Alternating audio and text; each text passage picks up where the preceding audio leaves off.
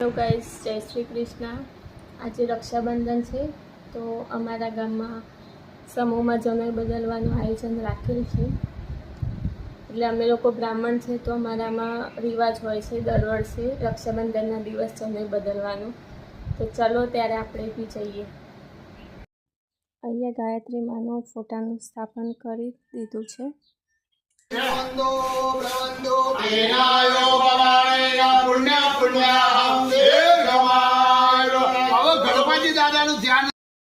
બધા પૂજામાં પોતપોતાની રીતે ગોઠવાઈ ગયા છે। ત્યાંથી આવીને ભાઈની રાખડી બાંધી।